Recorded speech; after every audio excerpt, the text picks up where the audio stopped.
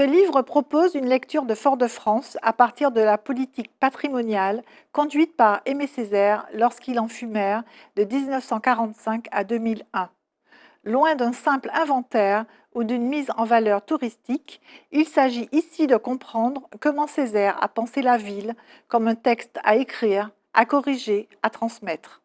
Son action municipale s'inscrit dans une vision cohérente et patiente où chaque choix de nomination, de statuaire, de mémoire ou d'espace culturel participe d'un projet de réappropriation historique et identitaire.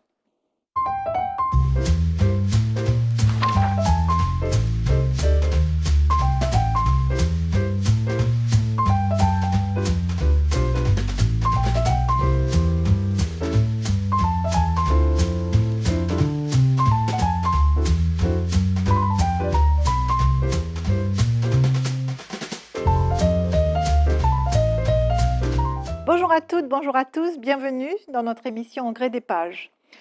Alors, une promenade dans les rues de Fort-de-France, des monuments à découvrir, en comprenant le sens de leur construction ou de leur agencement, pour penser la ville non comme un lieu de simple habitation ou d'administration, mais comme un langage spatial, en interrogeant la manière dont elle donne à voir ou à taire les histoires. C'est ce que nous propose l'autrice que nous recevons aujourd'hui, Elisabeth Landy. Elisabeth, bonjour. Bonjour Claire Richer, bonjour à ceux qui nous regardent. Bienvenue sur notre plateau et dans notre émission. Alors, je rappelle aux auditeurs que vous êtes agrégé d'histoire, professeur de chaire supérieure en classe préparatoire littéraire au lycée de Bellevue à Fort-de-France. Vous êtes membre du comité de rédaction de l'association Holy One La Caraïbe. Vous êtes aussi membre du comité scientifique de la Fondation pour la mémoire de l'esclavage et vous avez été en charge du patrimoine culturel à la mairie de Fort-de-France de 2008 à 2020. Ce qui vous permet d'écrire ce livre que vous nous présentez aujourd'hui, Antipompom à Folial, la grammaire décoloniale d'Aimé Césaire, publié chez Jet d'encre. Alors, j'ai envie de vous demander pourquoi ce livre et pourquoi ce livre aujourd'hui? Est-ce que ce sont les déboulonnages dont on a été spectateur ces derniers temps ou l'année dernière, auxquels nous avons assisté, ou la problématique encore du changement de nom de rue qui est d'actualité, qui vous ont amené à publier ce livre? Alors, c'est un livre qui a demandé beaucoup de maturation. Et donc, ça fait longtemps que j'y pense, hein, à vrai dire. Ça fait longtemps que je fréquente les textes de Césaire et la ville de Fort-de-France, hein, depuis ma plus tendre enfance. Et donc, j'ai toujours été interpellée par à la fois la présence des monuments dits coloniaux, et une forme d'absence, en tous les cas visible, de monuments on va dire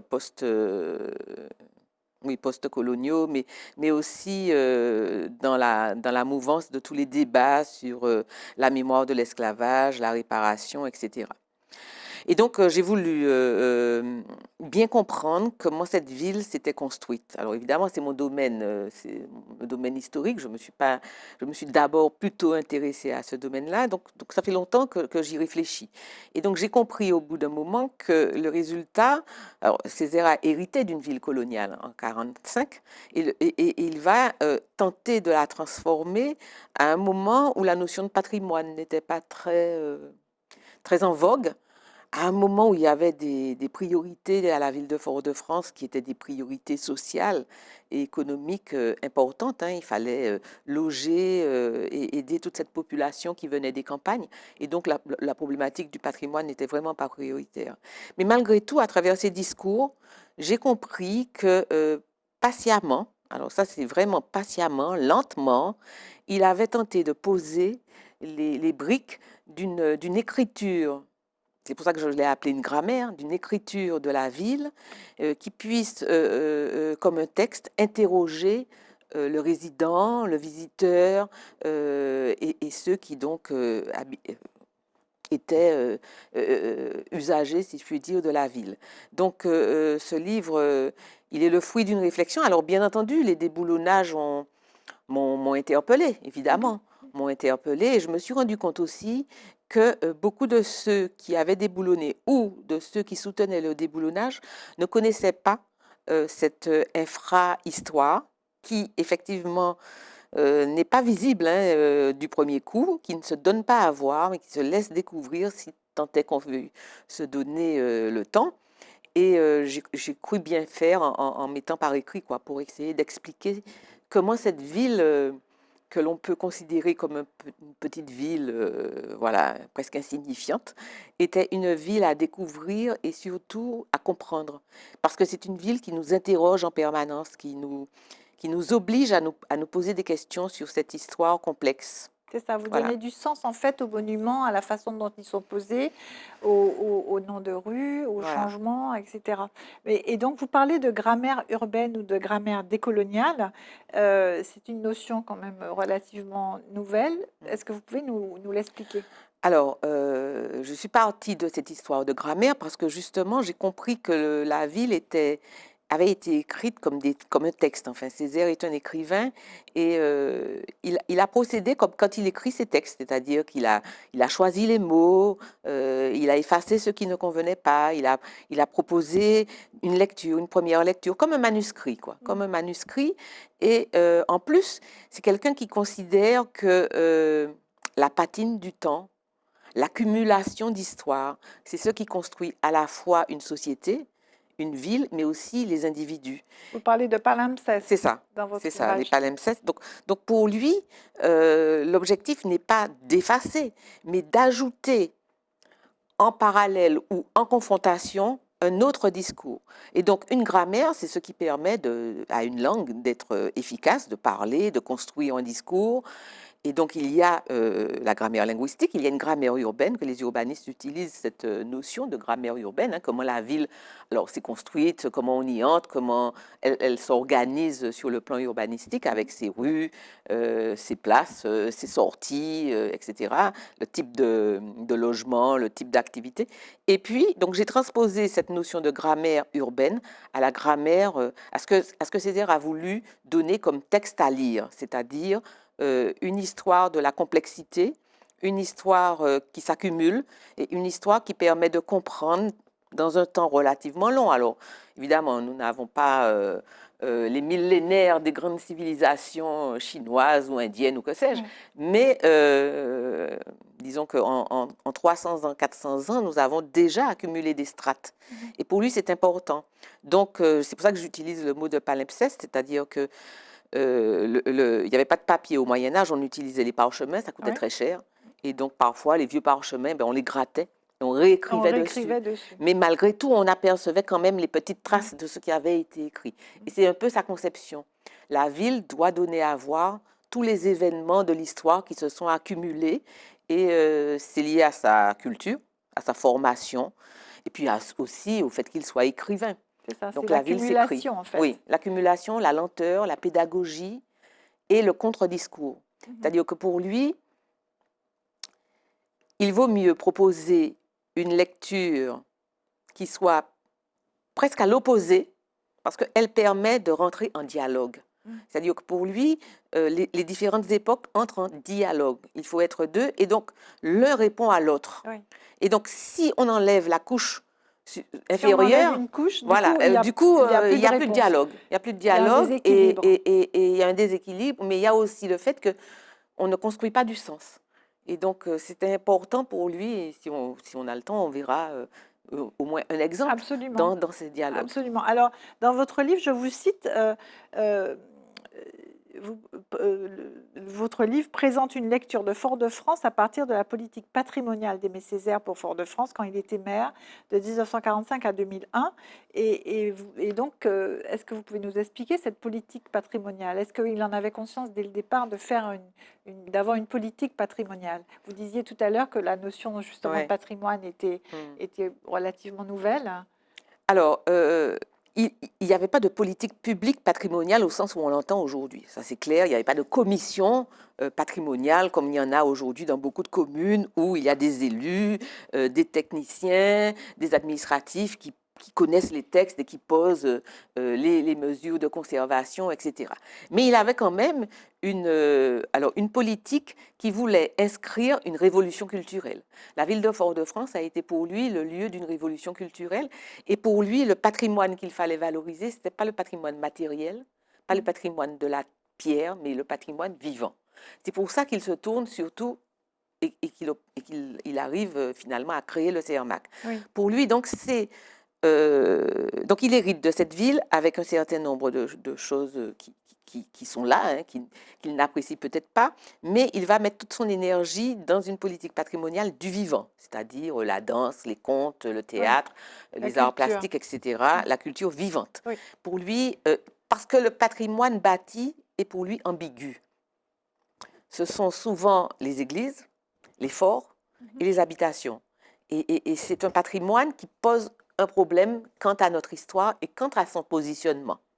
Et donc, sur le patrimoine bâti, ce qu'il va proposer, c'est plutôt un détour, c'est plutôt une forme de ruse.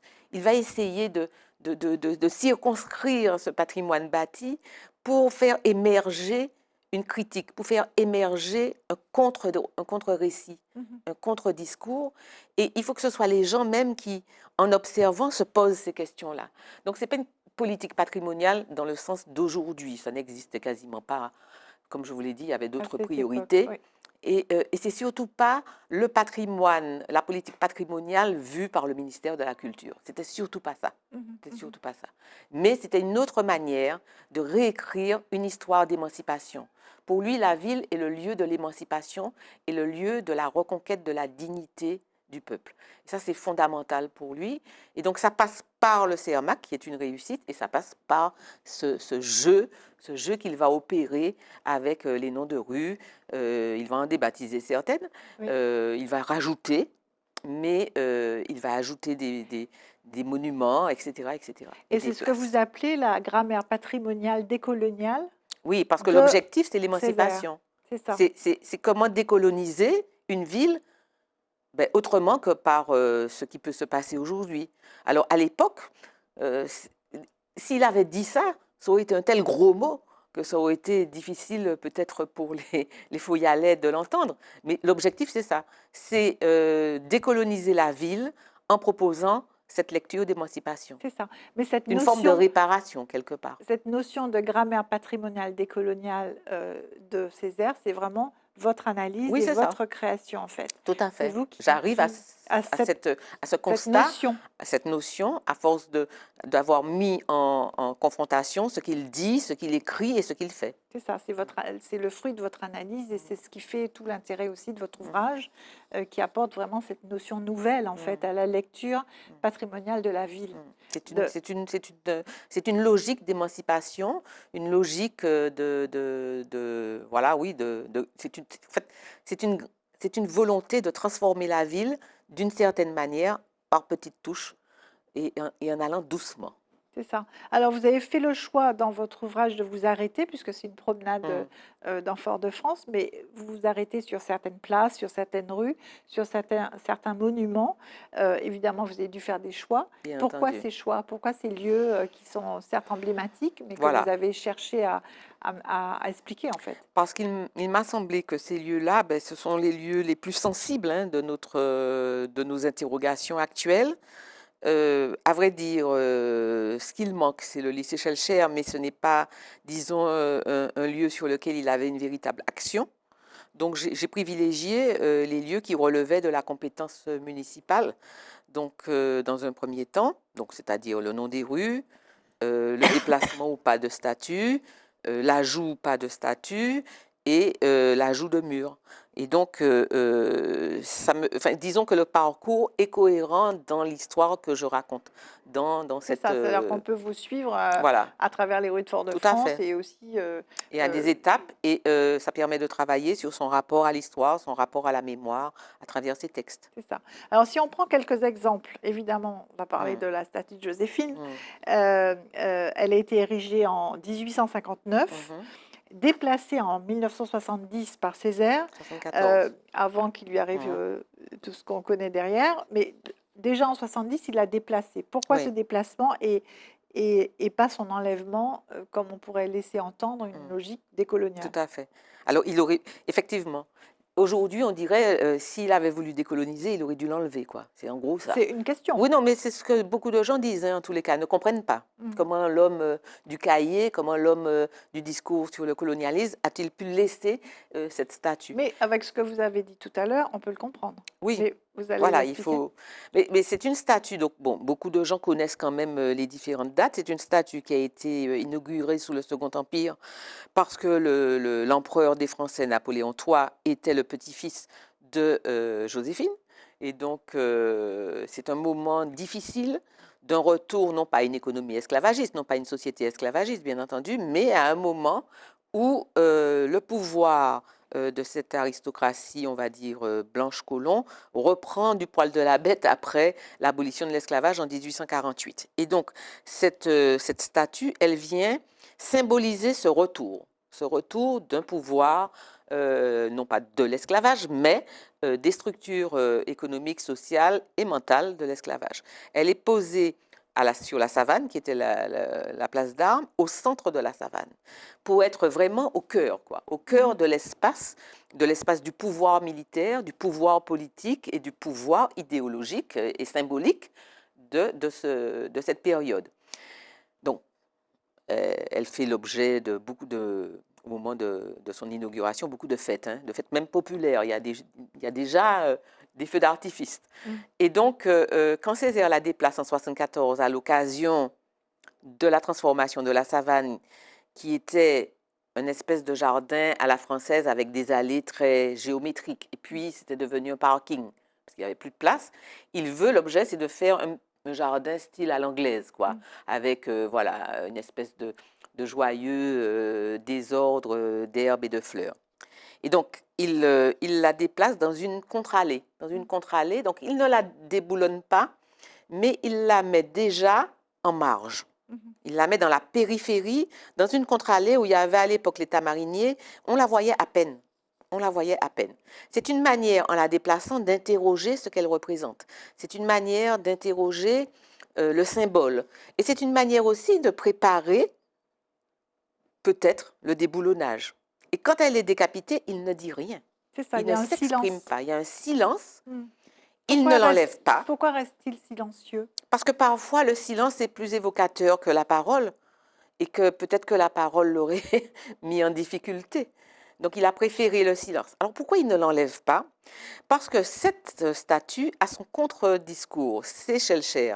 Quand Schellcher est installé en 1904, elle vient, la statue et la volonté de ceux qui l'installent, à savoir les républicains martiniquais, notamment du Conseil général, les républicains alors qu'ils soient radicaux ou socialistes, puis plus tard communistes. La statue de Victor Schellcher vient dire à ceux qui avaient mis la statue de Joséphine, maintenant c'est terminé, cette époque-là est révolue. Nous avons mis la statue de Victor Schellcher, c'est-à-dire celui qui symbolise le combat pour la République, le combat pour l'abolition de l'esclavage, en face du palais de justice, et nous réclamons pour notre peuple une justice. Ce n'est pas par hasard que cette place va être ensuite dénommée légitime défense par Césaire. Donc, il y a un jeu de réponse entre Joséphine, qui représente malgré elle la société esclavagiste, et Victor Schellcher. Et donc, s'il avait enlevé Joséphine, le poids symbolique de Victor Schellcher se serait effondré. Il n'aurait pas retrouvé son écho. Alors que c'est une réponse. C'est une réponse, et si on regarde bien, c'est dans l'oblique. Elle est située dans l'oblique. Si vous prenez une carte de Fort-de-France, Joséphine est en oblique avec Victor Schellcher. Donc c'était une manière pour les républicains de dire à ceux qui avaient commémoré Joséphine et qui en avaient fait quelque chose d'important, eh bien que c'est fini, que nous sommes passés à une autre époque et qu'il faudra compter avec nous. Et le fait de la mettre dans une allée à peine visible, c'est une manière de la minorer. C'est une manière de l'excentrer. Elle était au centre, on va X trait d'union centré. C'est-à-dire qu'on va l'enlever de l'imaginaire.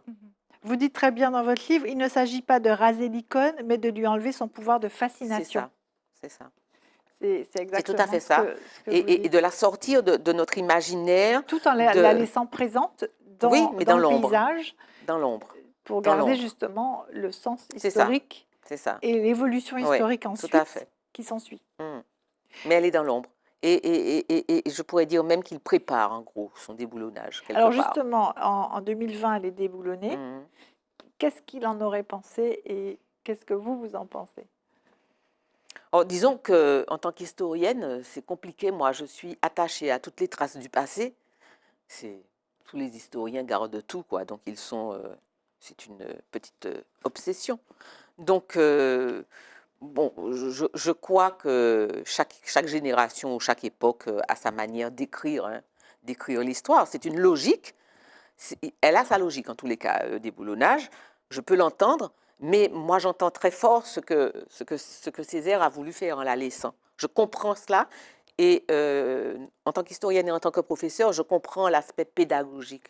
Je comprends l'idée que cette statue, en l'enlevant complètement, elle fait un geste fort, radical. Mais après, qu'est-ce qu'on fait? C'est ça. Qu'est-ce qu'on écrit? Voilà. On l'a déboulonné, mais qu'est-ce qu'on écrit? Donc, c'est un peu ça ma problématique. Ah, il faudrait la remplacer maintenant par quelque chose d'autre. C'est une autre forme de grammaire. Ah oui, c'est une autre forme de grammaire. Pour moi, par rapport à, si vous voulez, le temps long que Césaire prend, cette écriture, réécriture, comme un manuscrit, pour moi, c'est de l'ordre du SMS, le déboulonnage. C'est dans l'immédiateté, quoi. Je fais disparaître dans l'immédiateté, mais quel type de discours et de contre-discours on construit? Oui, mais quand vous dites un SMS, ça implique ça peut laisser penser un échange, une Non, oui, réponse. Et en fait, là, il n'y a même pas de réponse possible. oui, c'est sûr que c'est un geste extrêmement radical et qui Qui donne efface. l'impression, oui, qui efface complètement, mais qui peut avoir le défaut de l'amnésie collective, Mhm. qui peut avoir dans quelques années le défaut de l'amnésie collective et ça peut être dommageable parce qu'il peut y avoir des boomerangs, quoi, des éléments. Moi, je crois à la patience de la construction de la conscience collective. Alors, il y a un nom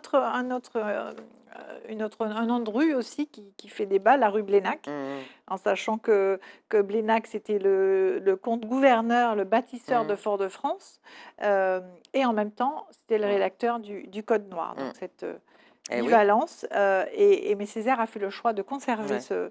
ce nom de rue. Et en quoi ça correspond à justement cette grammaire décoloniale? Non seulement il a conservé le nom de l'eau, et là c'était conscient, parce qu'il y a des groupes qui sont venus le voir, qui lui ont demandé de débaptiser. Donc c'est pas voilà, dans une espèce Oui, de non-dit. Non, là ça a ça été c'était vraiment un un acte, choix un conscient. choix volontaire. Et pire, il avait dans son bureau, qui existe toujours, dans le bureau à la mairie, dans ce qui a été son bureau à la mairie, et chez lui, dans sa chambre, il a un tableau, une reproduction de Fort-de-France dessinée par Blénac. Donc c'est dire que c'est pas voilà, c'est pas le fruit du hasard. Donc je crois que le rapport qu'il a à Blénac est double. C'est d'abord le bâtisseur de la ville, en gros le premier urbaniste de la ville, celui qui décide et qui dessine le petit carré historique qui va de la mer, on va dire un petit peu à la rue actuelle Moreau de Jeunesse. C'est ça le premier carré. C'est lui qui dessine. Et puis Césaire sait évidemment qu'il a participé à la rédaction du Code noir. Évidemment. Il sait qu'avec Patoulet, il y a eu des allers-retours, il était gouverneur, donc il recevait des instructions de son ministre à Versailles, il répondait, il faisait des propositions, et une partie de ce qu'il a peut-être qu'il a écrit a été conservée dans le Code noir. Mais il sait aussi que cette époque-là est une époque de reprise en main de la monarchie, reprise en main de tout ce qui est turbulence féodale, nobiliaire, aristocratique, parlementaire en France. Louis XIV, à l'époque, veut mettre de l'ordre dans son royaume et il veut centraliser. C'est lui qui décide.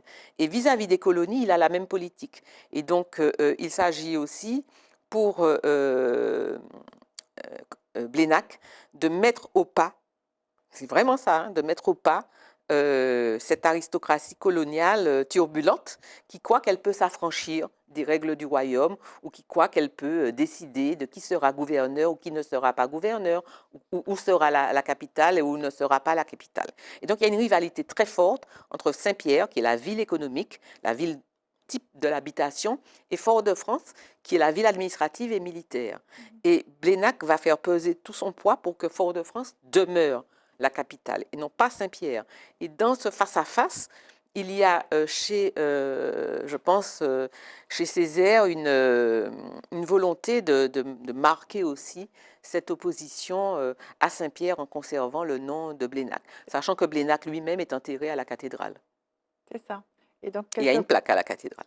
Ouais. Je crois qu'on l'a retirée maintenant pour éviter le vandalisme, mais il y avait une plaque. C'est quelque part pour laisser toute la place, en fait, à Fort-de-France. Alors, pour lui, Fort-de-France, la ville est pour lui l'antithèse de ce qu'est l'habitation. L'antithèse du monde créole, au sens de l'époque, hein, au sens du XVIIe siècle, XVIIIe siècle. La ville, c'est le lieu où on peut forger la citoyenneté et la dignité à travers une république, quelle qu'elle soit. Mais donc, pour lui, c'est très important de maintenir à la fois le fondateur de la ville. Alors, il ne s'agit pas de célébrer le gouverneur, de célébrer évidemment le Code noir. Enfin, j'espère que tout le monde peut penser que Césaire n'était pas quelqu'un qui célébrait le Code noir, mais c'est de marquer la création de cette ville et l'opposition au monde de l'habitation, au monde de la plantation, au monde de l'économie coloniale, esclavagiste, et voilà quoi. Merci beaucoup, Elisabeth. Alors évidemment, le temps nous manque pour pouvoir continuer à commenter tous ces monuments que vous abordez dans le livre, hein. Je pense notamment évidemment au Cermak. Il y a aussi la porte du tricentenaire. Vous parlez aussi du banc de Césaire. Enfin, il y a beaucoup de monuments intéressants j'invite nos téléspectateurs à découvrir dans votre livre. Mais on doit s'arrêter là parce que le temps nous manque. Merci en tout cas, c'est moi qui vous remercie pour ce partage. Je pense que c'était très intéressant, instructif d'avoir votre éclairage sur cette construction de la ville de Fort-de-France. Merci beaucoup. Et j'espère que les Fouillalais et les Martiniquais seront curieux de découvrir, d'en savoir plus. Merci, chers téléspectateurs, de nous avoir suivis. J'espère que vous avez appris beaucoup de choses sur la ville de Fort-de-France. Je vous donne rendez-vous pour un prochain épisode de Au gré des pages pour découvrir un nouvel auteur et un nouvel ouvrage. À bientôt.